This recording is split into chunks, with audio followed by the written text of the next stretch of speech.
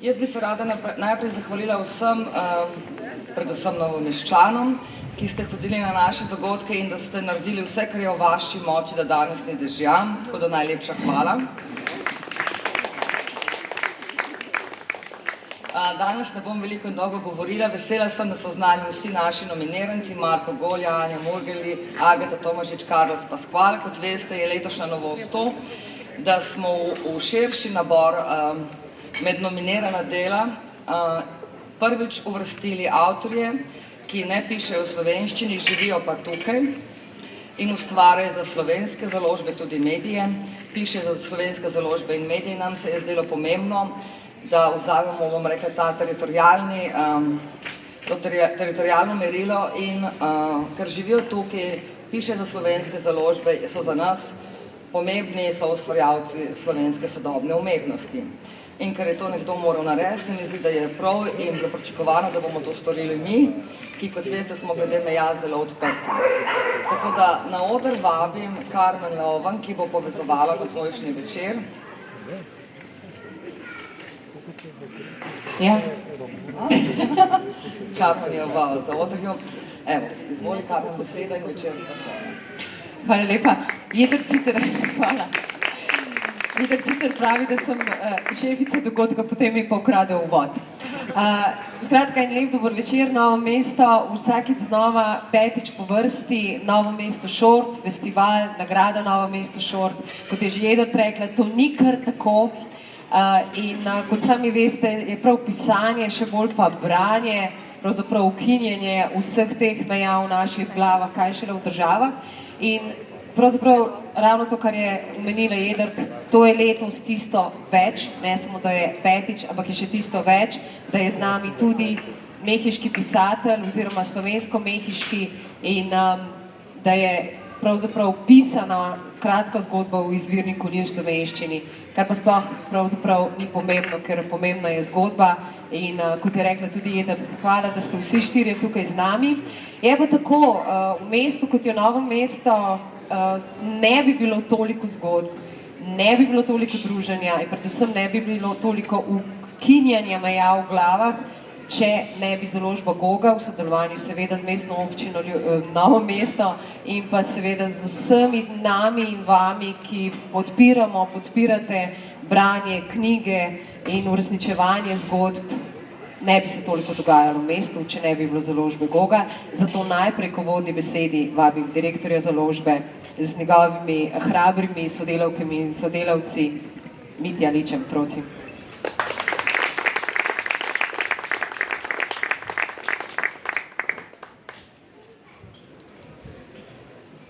Dober večer vsem skupaj. Jaz vsako leto znova povem, da je Novo mesto Šort oziroma sama nagrada Novo mesto ni toliko namenjena v resnici temu, da na vsak način najdemo zmagovalca oziroma tistega res najboljšega za vsako ceno, ampak da v resnici izpostavimo slovenske avtorje, ustvarjalce in ustvarjalke in jim damo pač prostor v medijskem prostoru in jih tudi izpostavimo našim bralkam in bralcem, ker se mi zdi, da je pač to v današnjem času pri poplavi vseh ostalih medijev ena ključnih stvari, ki je potrebno tudi delati poleg izdajanja knjig. Za nami sta dva super dneva srečevanj, pogovorov, tudi krasnih pripovedovanj. Ves čas spreminjamo rahlo koncept samega festivala, ampak ravno nagrada je zaradi tega, ker nam je tako pomembno to izpostavljanje avtorjev, edina stalnica in temu se zavezujemo, da bomo tudi naprej tako delali. Zdaj, seveda se moramo zahvaliti vsem, ki so omogočili ta festival tudi letos, med prvim mestni občini Novo mesto, potem Agenciji za knjigo Republike Slovenije in pa seveda Evropski uniji. Rad bi se zahvalil tudi Društvu slovenskih literarnih kritikov, ki je zopet naredilo veliko delo za izborom in hkrati poskrbeli tudi za to, da ne pade kakšen sum tudi na nas kot založbo, da imamo karkoli zraven pri izboru. Hvala lepa, res vsem. Seveda pa se moram v tej priliki zahvaliti tudi mojim sodelavkam in sodelavcem, ki so letos res pokazali res noro veliko požrtvovanja, ker razmere so bile res zahtevne in sem res iskreno hvaležen, da smo šli čez vse probleme tako, kar smo. Tako, toliko za enkrat. Jaz vam seveda vsem želim na koncu, da čim več berete, pa če so knjige kupljene ali pa izposojene. Mi se bomo pa seveda zavezali, da bomo za vas delali samo najboljše vsebine, kar jih bomo sposobni narediti. Tako, zdaj bi pa, hvala lepa sem za obisk, zdaj bi pa prosil gospoda župana, če me zamenja na mikrofonu. Hvala, Matija.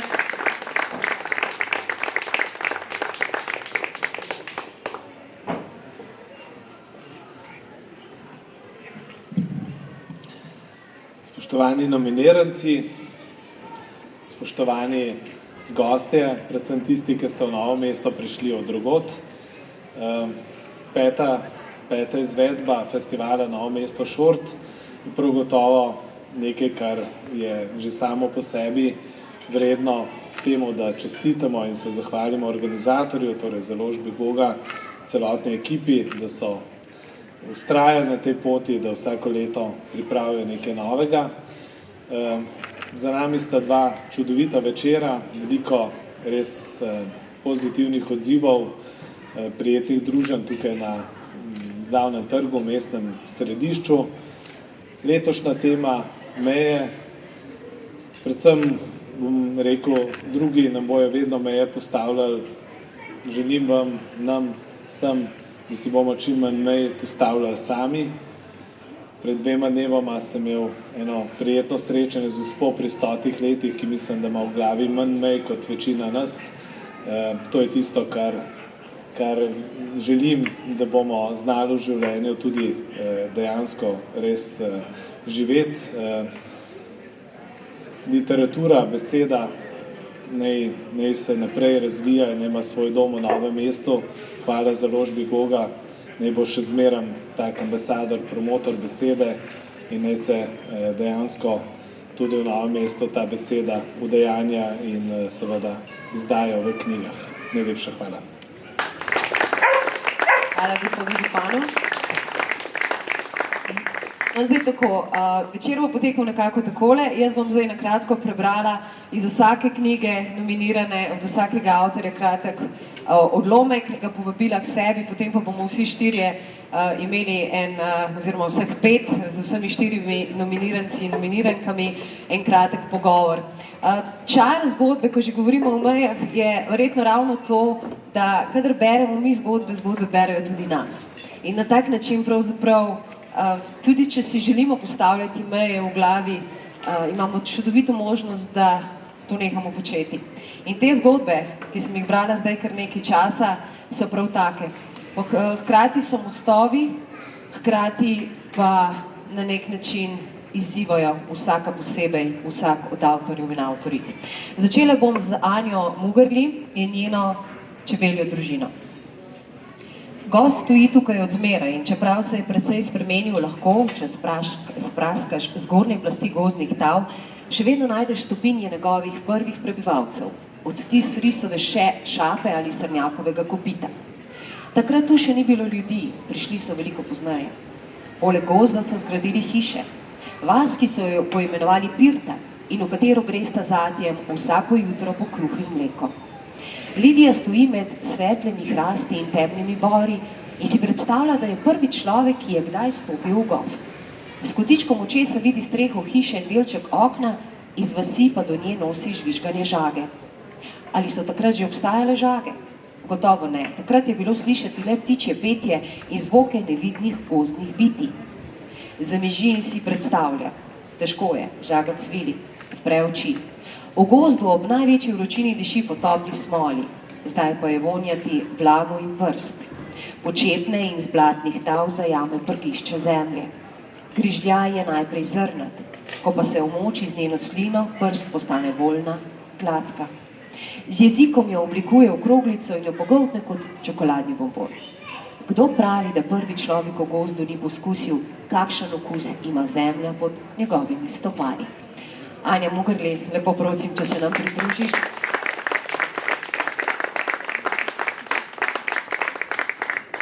Anja še lahko izbira svoj stol. Je med letošnjimi 13 dobitnicami nagrade Evropske unije za književnost. Anja, iskrene čestitke in seveda čestitke tudi za nominacijo. Naj povem še to, da medtem, ko se bomo pogovarjali, če kdo želi prevod, delno se bomo pogovarjali tudi v angleščini danes. Če kdo želi prevod, naj pokaže, tu sta Jedrt in Vesna, ki bosta spontano prevajali. Vprašanje bom pa postavljala kasneje v angleščini. Ampak zdaj gremo še k Marku Golji, ki ima zelo zanimiv naslov svoje zbirke, Prepozno pozneje. Začela bom z uvodnim delom zgodbe, z naslovom Potovanje s tastarim, ki ima zanimiv začetek, prav tako Marko že ve. Pizda. Tako se je začelo moje potovanje s tastarim. Tastar je moj stari, moj ata. Kadar govorim o njem, skoraj vedno rečem tastari, ko ga kaj rabi, mu v glavnem pokimam. Včasih rečem, redke je ata, v tistih dneh nikoli oče. Stvari morajo biti jasne, če niso, je driska. No, z njim poskušam imeti čim manj opravka, tako je najbolje. Ziher je ziher, bi rekel Pišta. Pišta ve, kaj govori. Njegov tastari ga je tepel, ko je hodil v vrtec. Tepel ga je v osnovni šoli, tepel ga je še prvi letnik gimnazije, dokler ni nekega dne, v drugem letniku gimnazije, mrtvo hladno rekel. Še enkrat dvigni roko name, pa te bom ubil. Ja, to je rekel Pišta. In je gledal starega v oči. Stari je nekaj časa vzdržal pogled, potem pa je spustil roko. Skapiral je, da njegov tamali misli resno. Da ni več njegov tamali, da ga je prerasel. Za dobro glavo. In po Pištovi glavi ni nikoli več padalo. Nikoli. Pište ni nihče nikoli več udaril. To je dobro. Toda še bolje je, da se zna Pišta iz tega hecati. Kadar smo dobre volje, ga nagovorimo, da začne morilsko gledati. In Pišta začne morilsko gledati, tako da zaupijemo od navdušenja. To, Pišta, to! In se deremo kot budale. Marko Golja, lepo prosim.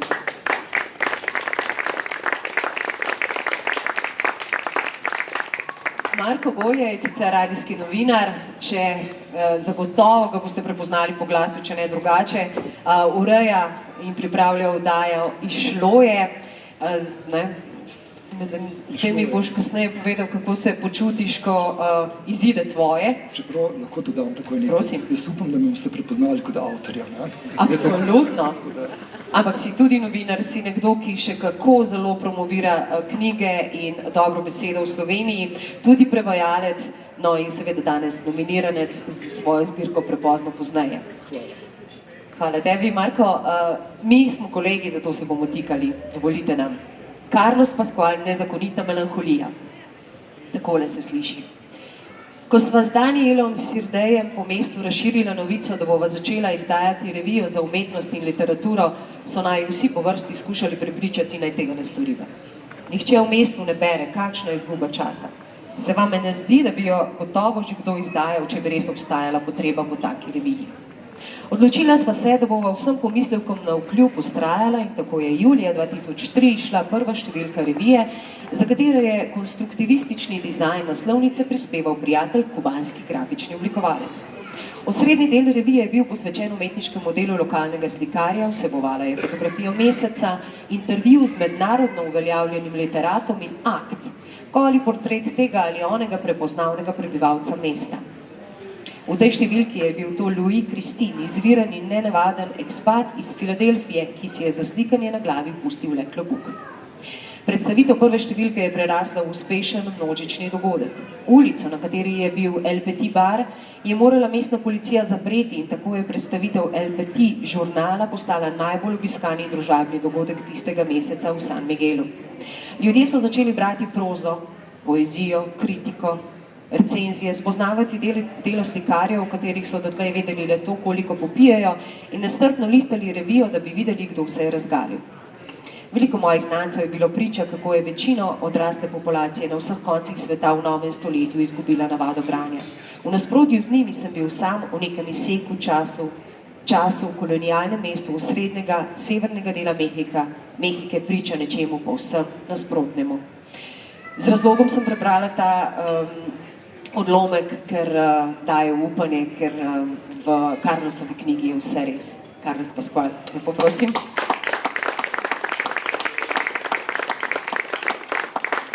Esejist, dramatik, ki prihaja iz Mehike, zdaj že kar nekaj let živi v Sloveniji, objavlja v slovenskih literarnih revijah, vodi svoje žepno gledališče in 22% of Slovene, you understand, you said.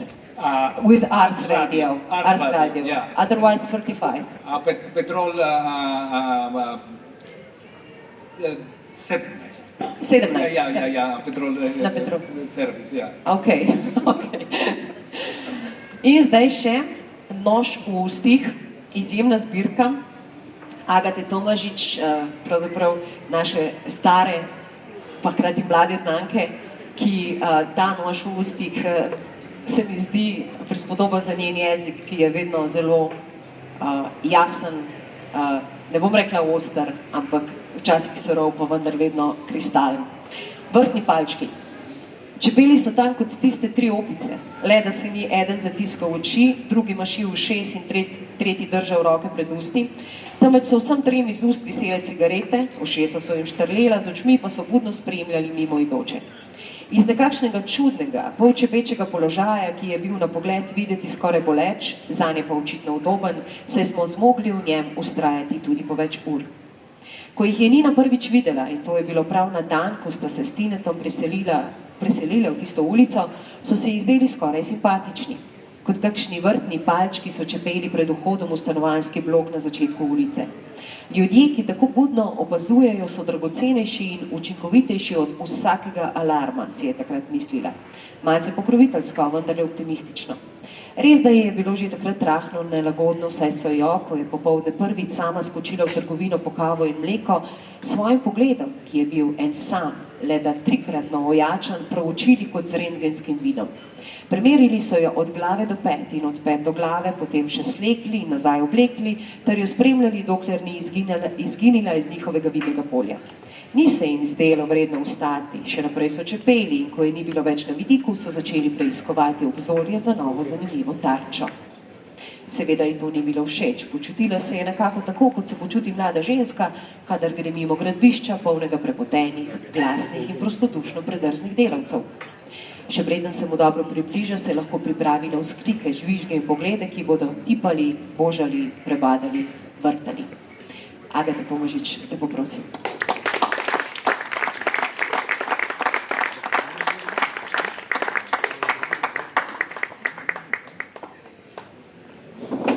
Agata je pisateljica, ki zna plesti, zna speči potico, več vrst. Piškote. Tudi, evo, piškote. Zavitek, vse, skratka, prava ženska, hkrati pa odlična PR-ovka in se mi zdi, da tudi je en tak res glas kratkoprozni tega trenutka v Sloveniji, tako kot pravzaprav oba nominiranca in seveda obe nominiranke. Najprej, kot sem rekla, še enkrat vsem iskrene čestitke. Pa me zanima, mogoče bova Anja midve začeli, upam, da te vidijo. Svojo čebeljo družino, seveda je to naslov kratke, oziroma zbirke kratkih zgodb, je naslov ene od, vsaj zame, najbolj pretresljivih zgodb v tej tvoji zbirki. In pravzaprav vlečeš, bomo rekli, dva leitmotiva ali pa mogoče 2 liniji. Prva je, da v vse svoje zgodbe vpeljuješ običaje, šege, rituale.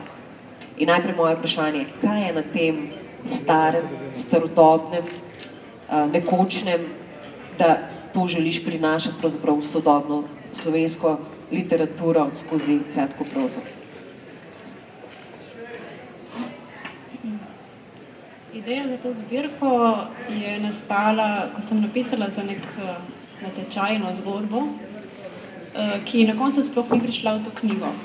Ampak ta zgodba mi je dala idejo, da bi bilo fino napisati zbirko kratkih zgodb, ki bi govorile o ritualih oziroma starih običajih.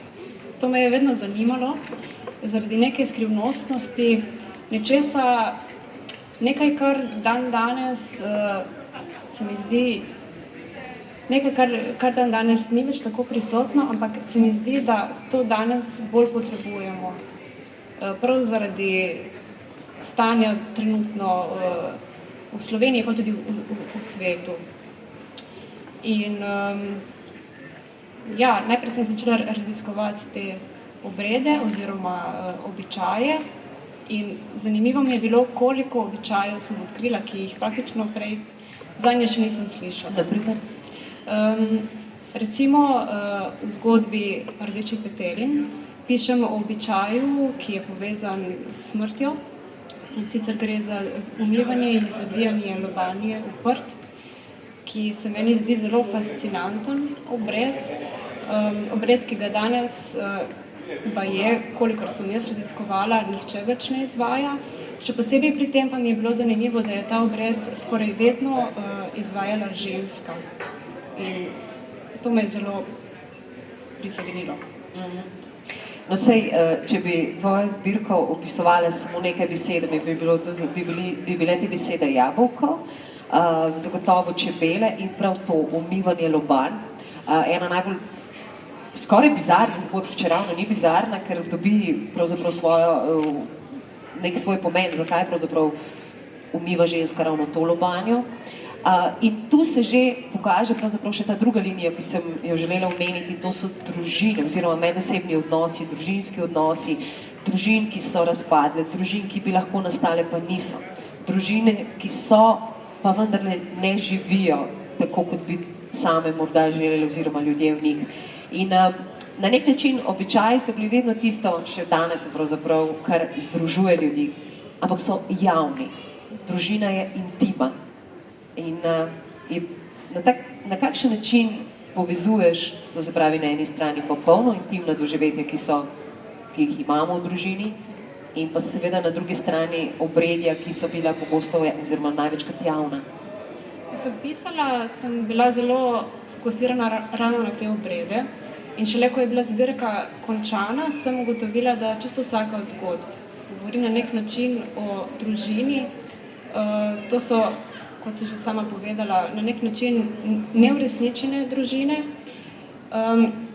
Še kasneje sem pa v bistvu opazila v pogovoru z kolegico, da sem pravzaprav na eni strani imamo te obrede, ki so javni, kot si omenila, ampak hkrati s temi družinami imamo tudi znotraj vsake zgodbe neke intimne obrede posameznih protagonistov. In to v bistvu tega nisem načrtovala, ampak se mi zdi zanimivo, kako se je potem to poklopilo in zaokrožilo v neko tako celoto.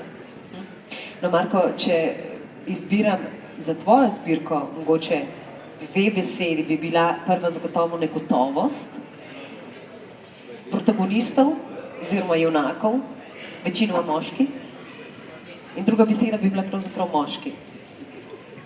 Kaj porečeš na to? Ja, ošmenta rečem. Zdaj, takole, negotovost, ja, ker iz tega nekako izhaja. Moj ta občutek sveta je negotovost.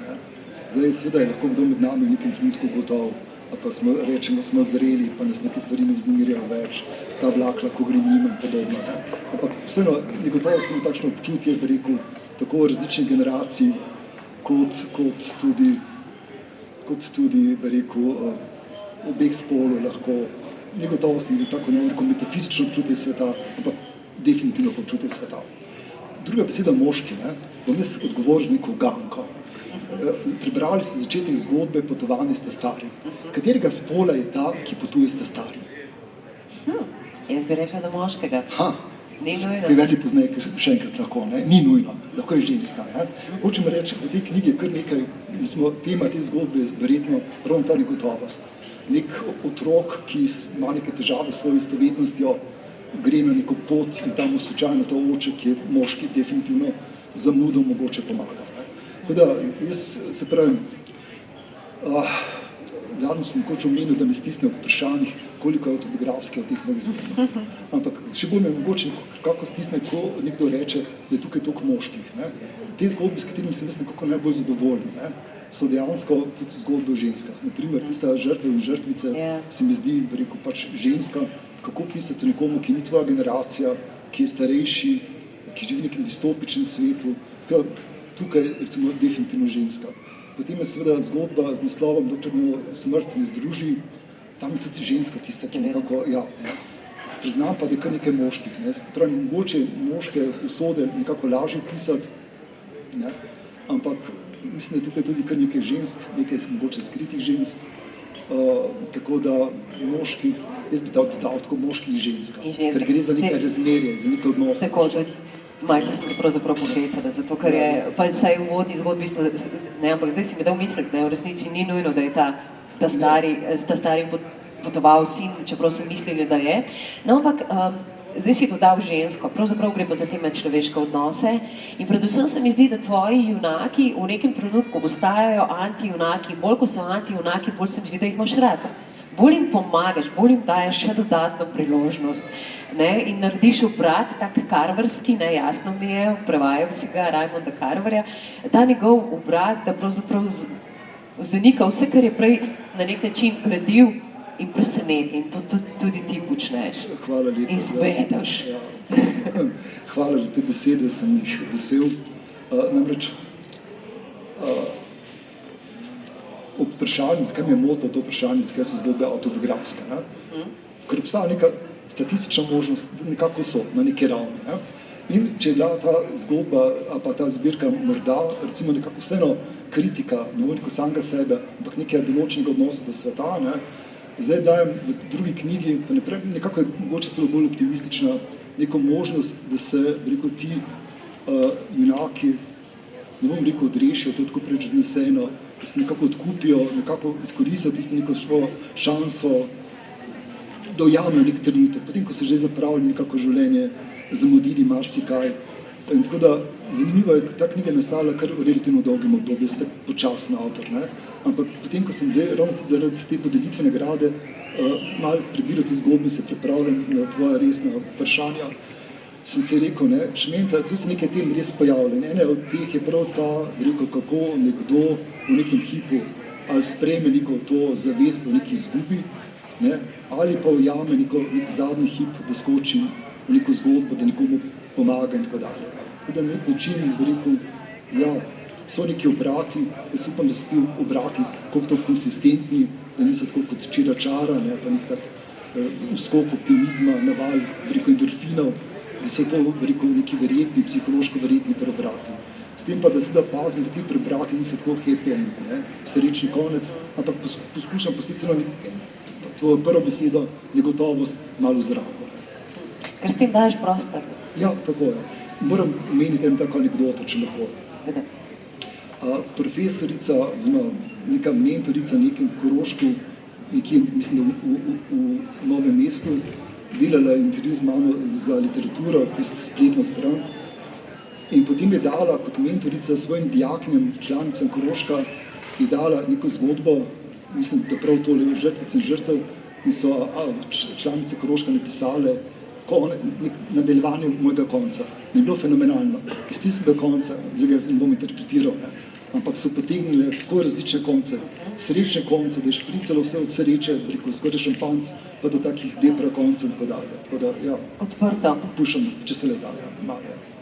Puščaš nas v negotovosti. Tako, malce, ker je tudi ta beseda ključna. Ja. Marko, hvala. In Marko je dvakrat omenil, da pravzaprav se izogiba autobiografskosti v svojih zgodbah. Carlos Pascual, Marko said that he does not want to be autobiographic in his stories. But in your case, it's quite opposite, because all that happened in your stories actually happened, and it happened to you. Is it true? Yes. My God, you live a movie. I mean, you had a movie in your life. Yes. Starting with the gun on your head. I mean, yeah, that was an early experience, you know, to be 17. kidnapped when I was 17. yes. And I don't know, one of the things I want to discover writing this to find out how come I've been exposed to these things, because I have friends in Mexico growing up that were not exposed to these things. And it's part of the exploration that I do, and it almost comes like what I would think it could at the end come as almost like a blueprint on how to live those experiences or not to live those experiences.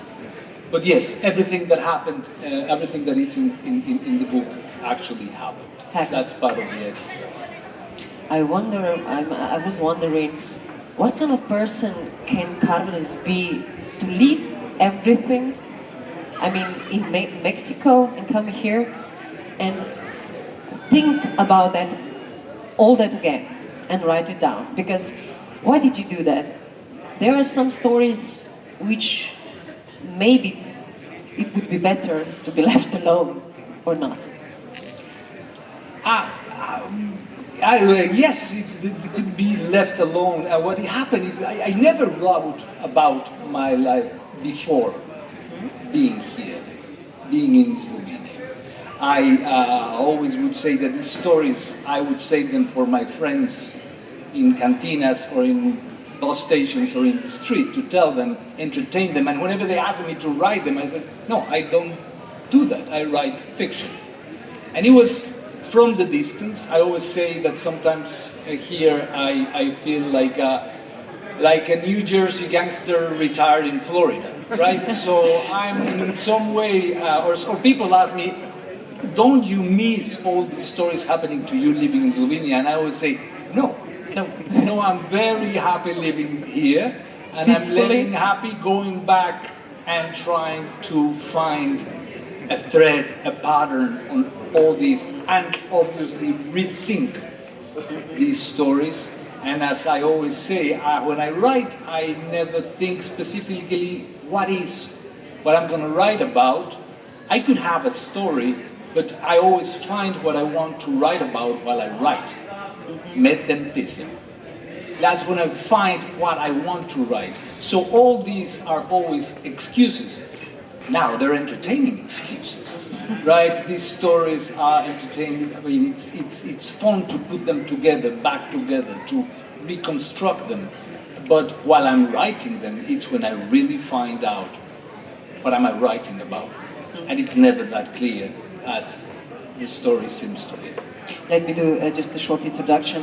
In Sloveniji, tisti, ki ste že brali, boste verjetno mi potrdili, da v tej knjigi je ogromno tudi ljubezni, strasti, friendship. It's really, I think it's a big theme of all the stories. Strong friendship with your rival Ramon or Črni, your friend, who was actually against Pinochet. Right. I mean, these are real stories which are not, which are quite dangerous actually, but still there's a lot of passion, a lot of love, not just love among people, love for the country, for, I don't know, for existence, for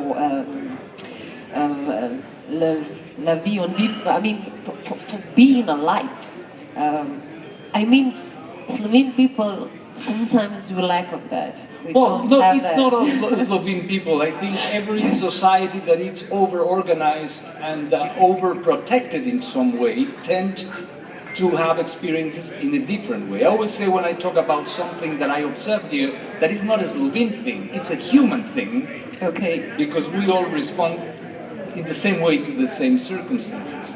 And if something I want to explore also, or to try to show, is when I landed here and I start seeing all the wonderful things that you experience in a society like the Slovene society, then I was just thinking what probably is being lost, right? Or what is it there that it brings, you know, even feelings of nostalgia of certain moments that are not prone to be thought as nostalgic moments. And I think that the wonderful thing that happens, and I was explaining this the other day, is when there's not this overprotection to the people, when people have not secured their lives with one job or with one raspisi or whatever it's there to organize your life and to give you the benefits, then the other could be your worst enemy or your best friend. Our relationships, when we live under chaos and under violence as one of the possible outcomes of every day, then the relationship with your neighbor, the relationship with your lover, the relationship with your friend, it's very strong.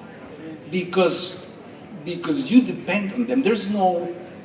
Octavio Paz used to call the welfare state as the philanthropic ogre. And in that way, we don't have that philanthropic ogre to take care of ourselves in the way that in other places happens. So yes, the relationships between people are really, really strong because your survival probably depends on that. Depends on how many people you have as an ally and how people. It's like I would explain them that one of the things when I lived here disconnected in my system, if we go to a cantina in Mexico and we're talking, you and me, after 30 minutes, you in that moment say, close your eyes, and I will describe you every table, what is happening in every table. Because it's a survival thing. I know that 3 guys at the entrance are already drunk and they're raising their voice. I already discovered which waiter could be an ally or an enemy. I already saw that those guys there would stand up against an unfair situation. You do that. You have to be bored in Slovenia, aren't you? No, I'm not. Thank God. No, I'm not. Kidding a bit, but still. First, I'm reorganizing all these memories, right? And it's a different code of living, and it's a wonderful code of living. But I want to always remind, not only Slovenes, but also young people, that there's some value also on unplanned situations.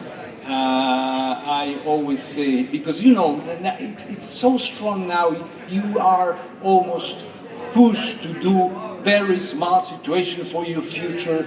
You have to do the right thing to get into point B from A, and sometimes I think that this asphyxiates one of the strongest values that we have as humans.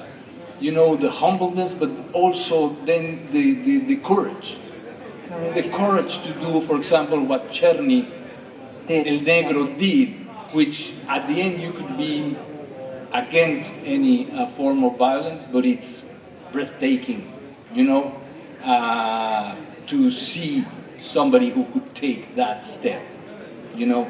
And in this territory, this has happened also in different eras, in different epochs, or in different regions even of this territory.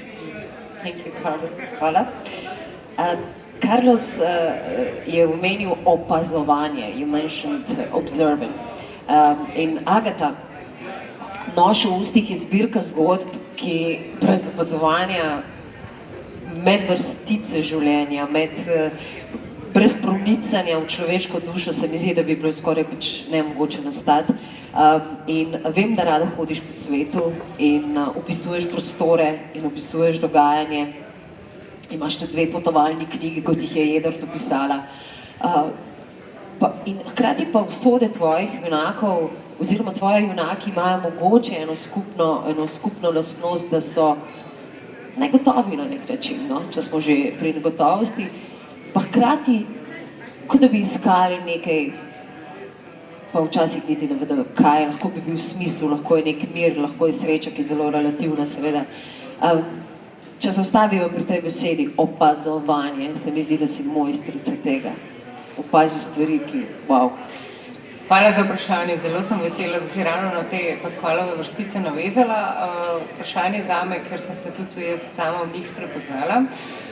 Še toliko večjo, pravzaprav sem se ravno nasmehnila ob njegovi ugotovitvi oziroma ob njegovem prostodušnem priznanju, da je to neke vrste preživetveni nagon, da človek, ki sedi v kavarni, ki tudi jaz sama rada pogosto posedam v tujih ali v domačih logih, da človek, ki sedi za mizo, pravzaprav s petičkom očesa, čeprav se pogovarja z nekom, ki mu sedi naproti, opazuje, kaj se dogaja po njega in mu ne uide ne to, kateri gost je že preveč spil, kateri gost se približuje tej meji, kdo sedi za mizo osamljen in je videti, da se že leta dolgo ni pogovarjal z nekomer v živo in take stvari.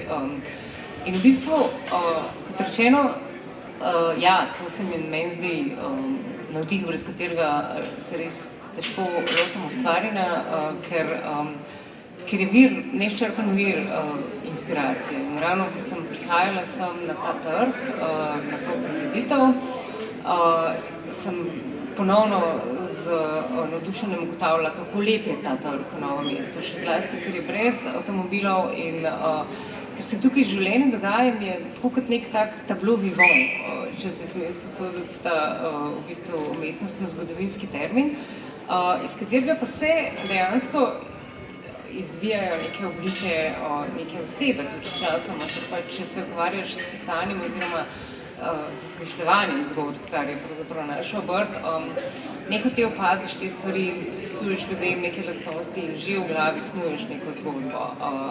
Ampak se zdaj povrnem nazaj na Pasqualovo besedo oziroma na ta pravzaprav prostodušno priznanje, da gre tukaj za neke vrste preživetveni nagon in samoohranitveni nagon, da tako pozorno opazuješ stvari in predvsem ljudi okoli sebe, med vrsticami, da ti ne bo kdo nastavil noža na hrbet, ker bo usta verjetno ne. Je pač v resnici v teh besedah oziroma v tej gotovitvi je več kot zrno resnice, ker pisanje po drugi strani kot poustvarjanje resničnosti daje tebi kot avtorju teh vrstic popolno in brezprizivno pravico nad obstojem in nad obnašanjem in nad lastnostmi vseh svojih likov. In v tem je neko perverzno zadoščenje, neka popolna gotovost, v bistvu, če smemo... Rada si manj podobna, ne? Tudi to, navsezadnje tudi to, ampak že sama zavest, da so v bistvu vse niti v rokah avtorja oziroma avtorice, kot sama tudi veš, je svojevrsten užitek. Ko si tudi hodoben, sicer je pa to vedno na strani bralca, kako to razume in kako to vzame, kar pač napišeš. Tako da, ja, to je en kar čudovit proces pravzaprav, no? In negotovost je nekaj, kar si absolutno lahko privoščiš kot avtor za svoje like, ker ti pač nisi negotov. Čeprav v resnici tudi si, ker včasih daš svobodo svojim likom in potem oni se sami po svoje organizirajo in ti ne postane drugega, kot da zapišeš, kar se je zgodilo. No, se to pa sodi že k tej sveti ponižnosti, ne, in milosti v pisanju, kljub vsem obrtniškemu znanju. No, ampak Agata, prej sem rekla, da je malce podobna, ne, ampak recimo tvoji liki se mi zdi, da vendarle izzivaš jih na nek način, ne. Zdaj sem pomislila na izjemno liberalno žensko, ki se zdravo hrani, ki veliko da nam mir v svetu, ki je, ne vem, humanistično in humanitarno usmerjena, pa kakorkoli, no, zdaj malo spoštujem, potem pa ne odda stanovanja človeku, ki prihaja iz Sirije, če ravno je ta človek urejen. Skratka, na nek način postavljaš ogledalo bralcu, bralki, in preko si omenjala pijane ljudi oziroma jih je že Pasqual, sem pa pomislila na zgodbo, jaz sem tisti, ki šteje, ki je mene zelo ganila. To je zgodba moža, ki šteje kozarce njegove žene, 1., 2., 3., 5., 10., 12., ve, da tam okoli 10. se bo začela smejati, končno zares smejati. In 12. je tista meja, 12. kozarec, 12 let, odkar sta izgubila nekaj zelo, zelo bistvenega v njunem življenju, njunega otroka. Skratka, na nek način nas razgaljaš kot bralce, bralke, ampak me zanima, že veš konec zgodbe, ko jo začneš pisati? Včasih ja, včasih pa ne, ampak vse te situacije, ki si jih zdaj naštela od tega, od alkoholiziranja v družinskem krogu do teh domnevno liberalnih nazorov ljudi, ki potem požro svojo liberalno usmerjenost v trenutku, ko jih pač postaviš pred dejstvo. Vse to so neke, ne bi mogla reči ravno arhetipske, zagotovo pa stereotipne situacije, in so me kot take zelo privlačile in nisem jih, ni naključno prišlo do takih zgodb in mogoče se tle celo v tej točki malo bližam Ani, ker me te stvari zanimajo in si poskušam potem izmisliti neko zgodbo in v bistvu So to pač, kot rečeno, najverjetneje vsakdo pozna nekoga v svoji okolici, ki se tako obnaša. Če smo dovolj pošteni do samih sebe, bi morda tudi v sebi kdaj odkrili kakšno tako dvoličnost, ker ljudje smo taki, da se radi opajamo s samo podobo, ki je pogosto zelo laskava, in če nimaš te lastnosti introspekcije, potem lahko zlahka zatavaš v neko samo poveličevanje in pač neke vrljive podobe o samem sebi. Zanimivo je to opazovati in lahko temu rečeš zloba, ampak jaz temu rečem samo interes oziroma strast do opazovanja in opisovanja, seveda. Anja, omenila je Agata, mislim se spomnila, čudaškost je tudi nekaj ali pa drugačnost, kar pravzaprav rituali že sami pogosto izpostavljajo. Ne samo to umivanje lobanje, vemo o ženskah krivopetah ali pa v žalikah in tako naprej. Skratka, pogosto ženske vemo, koga so pravzaprav kurili na grmadah, ženske, ki so vedele mogoče več, pa so jih imeli za čarovnice. Skratka, ta neka čudaškost oziroma nek tip vaškega posebneža. Moram reči, da vsi ti, o katerih pišeš, so mi bili neskončno simpatični, zato ker so se mi zdeli neskončno iskreni. Kako čutiš ti do te drugačnosti likov? Ne tukaj tanka meja med junakom in antijunakom. Vedno so me zanimali ljudje, ki so nekako izstopali iz te množice. Mogoče tudi zato, ker sem se jaz tako počutila včasih, tako da sem potem iskala te povezave, mogoče tudi kakšne odgovore na lastne vprašanja. Ampak ja, kot si rekla, tudi meni je ravno ta iskrenost všeč. Neka čistost v teh likih in nekako ti liki so kar prihajali sami od sebe. V bistvu nisem dosti razmišljala, kako jih bom zgradila, ampak kot je prej sama Agata omenila, so nekako kar sami se razvijali znotraj zgodbe. In povezava je seveda s temi obredi, tudi to, da se zgodbe več ali manj dogajajo v nekem ruralnem okolju, kjer so mogoče ti ljudje, vse jih najdemo tudi v mestih, ampak v mestih so nekako skriti, niti jih ne vidiš. Medtem ko, če gremo v kakšno vas, vsi bodo poznali nekoga, ki je malo bolj poseben in bodo vedeli, kako mu je ime in mogoče tudi, kaj se mu je zgodilo, da je postal tak ali pa oziroma njegovo življenjsko zgodbo. Take zgodbe so se me vedno dotaknile in mislim, da bom o tem vedno rada pisala.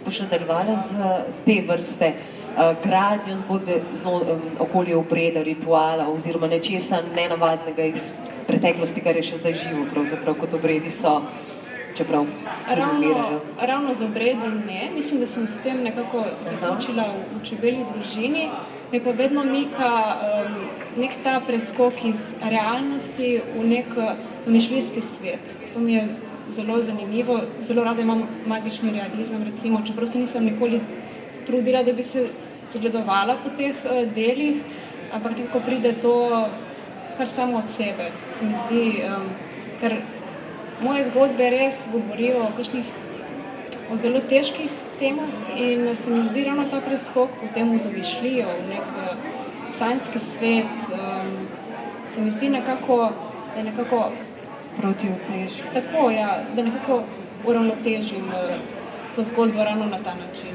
Se pogovorimo z gozdnimi bitji in življenje je lepše. Če tudi skozi zgodbo. To zveni mogoče malo utopično, ampak jaz imam to rada. Tudi jaz, zato.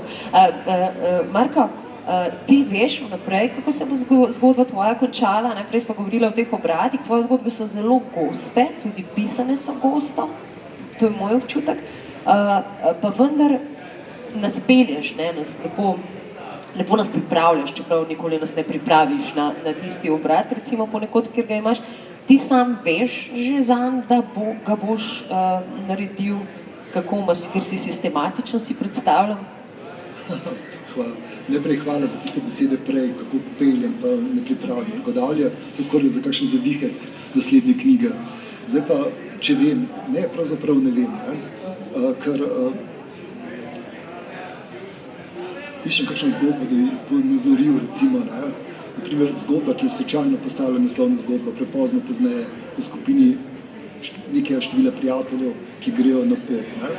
Zdaj, tudi ta zgodba ima neko presenečenje, neko obrat, ker nekaj zamočim, pa se potem recimo nekaj razkrije, kar mogoče prispeva k neki taki zunanji negotovosti. Ne? Ampak sam konec pa ne veš, ne? Čutiš, da se razvija neka čustvena situacija, neka tesnoba, stopnjuješ, zgodba se razvija, ljudje si mogoče povedo nekaj, kar se bi morali že zdavne povedati, je neka interakcija, tem se ta stvar stopnjuje. Ne?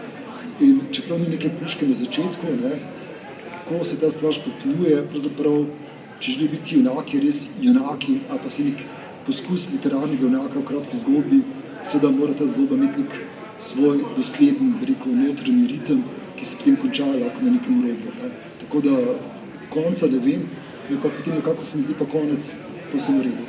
Tako da ga pa ne poznam naprej, recimo, da bi videl. Čeprav, zdaj, če bom pa res nekaj časa tuhtal, pa ne če imam ta čas, ne, je mogoče nekakšna zgodba, kjer si predstavljaš, naprimer, ne, zgodba, s katero ste brali, pa ne vem, če mi tako ljuba, ko začne tako intervju, medija sem res, ne, ampak tam je bila verjetno ideja, da se bo ta človek nekako odrešil od kupa, ta oče, ne, ampak zgodba, ki sem omenil teh pač x prijateljih, ne, tam nisem vedel, kako se bo končala. In tam se je pač stvar razvijala, ne? To, da Buvi umre, je bila neka stvar, ki se pač pojavi pozneje, smeh, zgeštorni, histerični, karkoli že. To so neke stvari, ki se pojavijo potem, ko se s temi ljudmi v tem avtu, ki divjajo nekam proti severu Nemčije, in potem se te stvari sestavljajo. Tako da dejansko sama zgodba prej govorila, rekel Agata, skoraj o tem božjem kompleksu. Ja, je, ne? Ampak kot si kot Bog, ki sestavlja neko zgodbo, ne, ki cel panteon, bi rekel, teh pripovednih polbogov, malih bogov in tako dalje, pomaga, da se ta stvar fajn sestavlja. Carlos, you said before that you're going back in your mind, actually, through your memories. Was there any memory which really surprised you? You thought you have forgotten, and still you didn't. Yes, well, I discovered many things through the process of writing. We always do, and even if we're not going out back into our own stories, yeah, there were many things.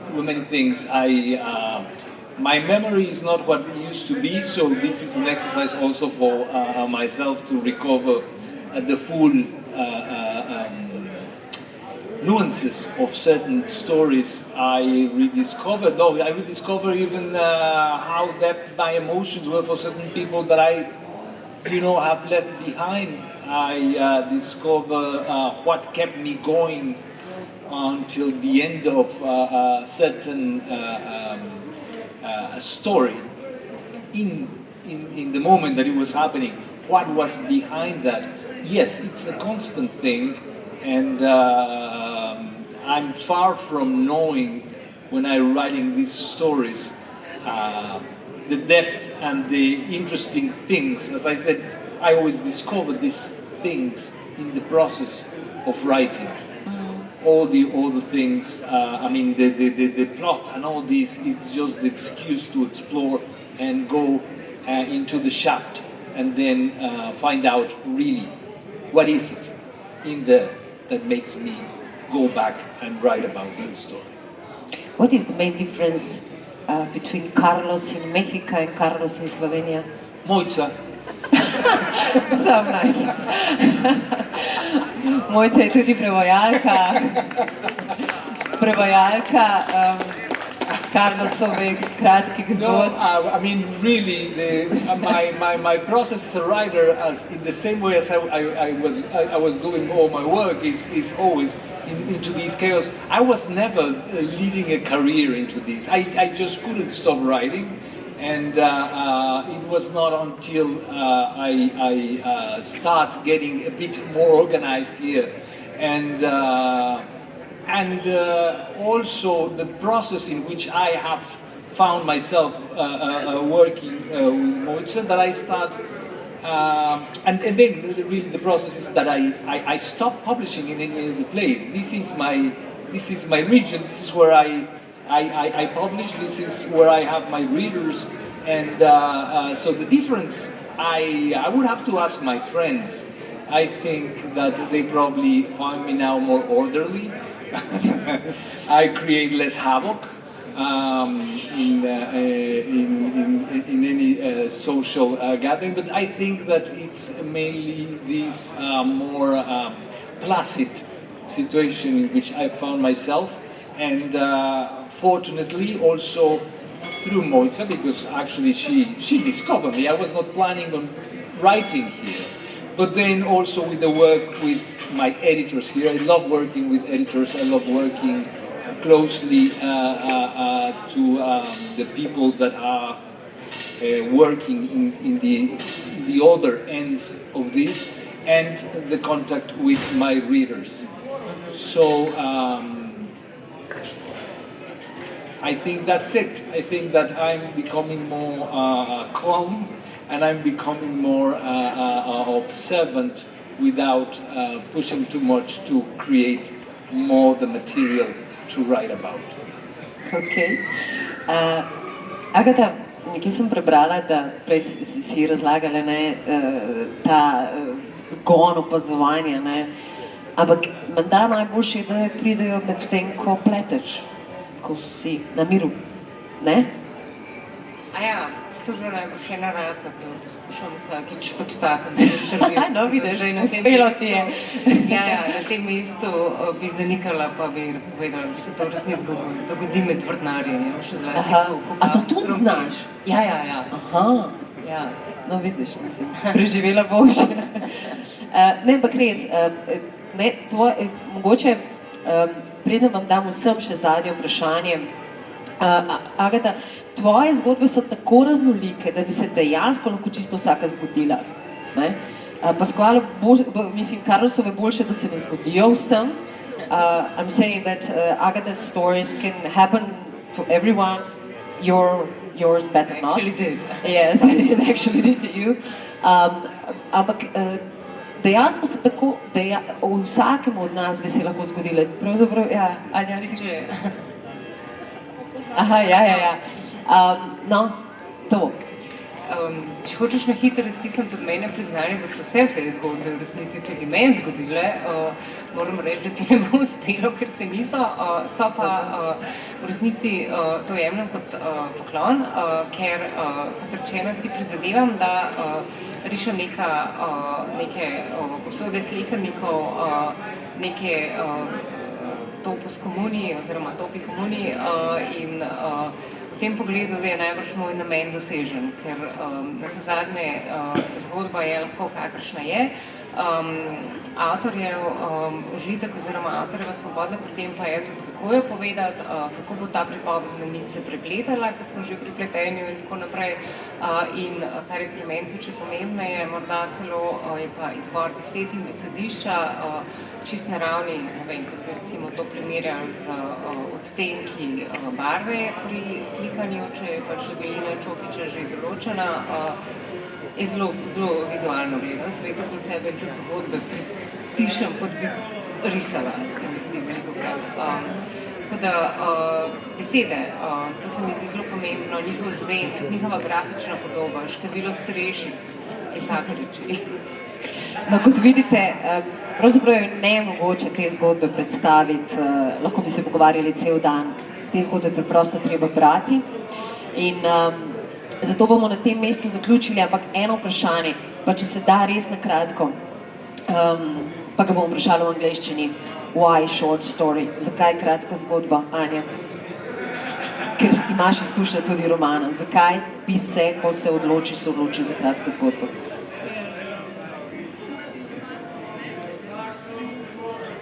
Ker je zelo hitro napisana. Ja, to vsi dajete te odgovore, ampak to sploh ni lahko. Mislim, to je, ne, v romanu lahko razvijaš. Meni osebno mi je bistveno lažje napisati kratko zgodbo, ker vidim to celoto. Imam težavo pri daljši formi, videti vse. In kratka zgodba mi je, kot bi jo imela na dlani, vidim vse. Ok, Marko? Ja, kratke zgodbe jaz pravzaprav ne vidim kot nekaj manj vizavi romanov. Seveda V kratki zgodbi je praktično lahko vse, razen pač ta dolžina je nekako razlika. Potem je pa žal pokojni pesnik Josip Ostin nekoč v nekem mediju mi napisal, da so te moje kratke zgodbe praktično tudi kot romani.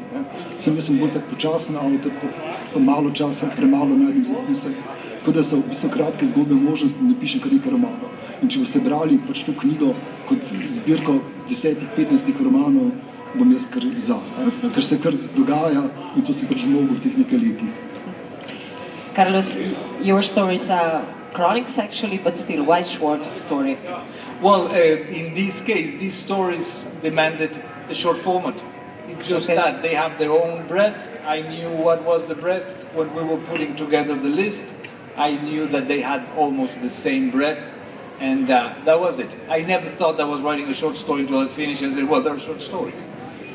Okay. It's just the breadth that the stories were demanding to be told. Okay, Agata?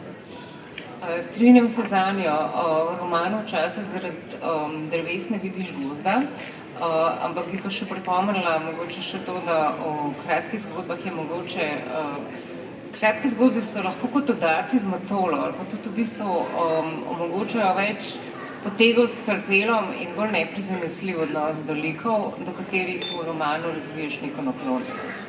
Evo. Kar. Tako, zdaj vas vse 4 vabim, da greste varno tamle po stopnicah nazaj v auditorij. Namreč prišel je trenutek, ko bom na oder povabila predsednico žirije. Tokratni žirantje so bili Matej Bogataj, Robert Kure, Žiga Rus in pa Silvija Žnidar, ki je bila predsednica in ve, kdo bo letos prejel nagrado Novo mesto Šort. In najprej pa še nekaj, ker izvoli Silvija, najprej še nekaj o tem, kako je pravzaprav potekalo delo žirije. Med 60 zbirkami ste izbirali. Prosim. Letošnja žirija, to lahko povem, ni imela lahke naloge. V lanskem letu 2020 je šel kar zajeten korpus besedil kratke proze. Soočali smo se z zelo raznolikimi deli različnih založb, tudi samozaložb, zbirke so bile tematsko in stilsko zelo pestre. V ožjem izboru se je seveda na to znašlo manjše število avtorjev oziroma njihovih del, so pa vsa izstopala tako jezikovno kot vsebinsko po kvaliteti. Po nadaljnjem kritiškem, intenzivnem pretresanju smo nazadnje v krog nominiranih del sprejeli 4 zares kvalitetna, zaokrožena, prepričljiva in izstopajoča dela. Zato tudi končna odločitev o zmagovalnem delu seveda nikakor ni bila enostavna ali samoumevna.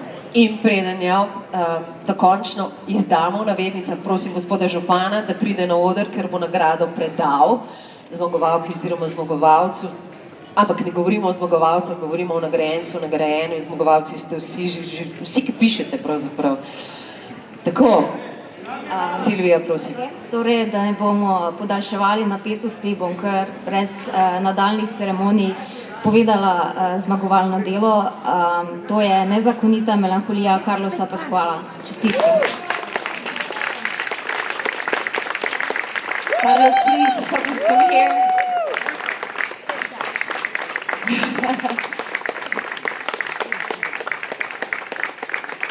Tako. Čestitke, gospod župan. Torej, da preberem še utemeljitev. Nezakonita melanholija Carlosa Pasquala temelji na formi kronike, a jo s tem, ko se izmakne kronološkemu principu, tudi inventivno prenavlja.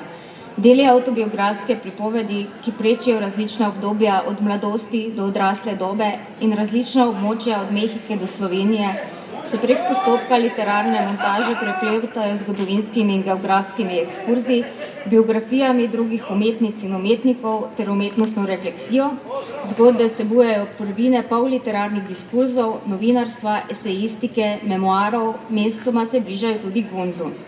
Mrežasto organizirane pripovedi se na ta način izognejo nevarnosti prevelike pomenske zaprtosti oziroma poantiranosti. Poglavitni učinek besedila in njegova pomenljivost vznikata prav iz sopostavljenosti odlomkov, zdaj dogajalnih, zdaj refleksivnih in njihovega soplivanja. Zbirka se tako s pripovedovanjem z distance uspe izogniti pretirani psihološki in moralni analizi, odpove se sodbam, preprosto pripoveduje izseke iz realnosti življenja. Proza nezakonite melanholije se izogiba metaforizaciji pripovedovanega, večinoma jo zaznamuje poročevalski ton, a se vendarle mestoma od njega oddalji tudi v bolj poetične pasaže, ki prav zato dosežejo še toliko močnejši učinek. Kljub pravi montažne tehnike in zastranitvam ostaja pripoved nepretrgana, brez motečih rezov, ohranja svoj tempo, ohranja pozornost tistega, ki bere. Nezakonito melanholijo tako zaznamuje vešč pripovedni slog, za katerega je poleg avtorja zaslužna tudi prevajalka Mojca Medveček. Hvala. Carlos, you seem to be surprised. Do you want to say something? Hvala lepa tudi gospodu županu. I was already very thankful for the organizers of this to consider my book as a Slovenian book. That was already something that have moved me very much because me and Moisa have been working on this with the idea and never was out of our heads that these are Slovenian books. Our first compromise at the end is with the Slovenian language, and that's why we work together. And I write thinking and I stop publishing, and this is my world now. This is my region now, and everything will continue from now on to be Slovenian books. And I hope that that my readers, which I found them all around the country, would still enjoy them. So I want to thank the organizers for considering the jury. Thank you very much for considering this work, and then at the end deciding. We all know deciding between four works is something very, very difficult. I salute my co-nominees. Thank you for being part of this, and thank you, Gospod Župan. Thank you, Jedert, for the company, and thank you, Goga, and thank you, Novo Mesto. Thank you, Carlos.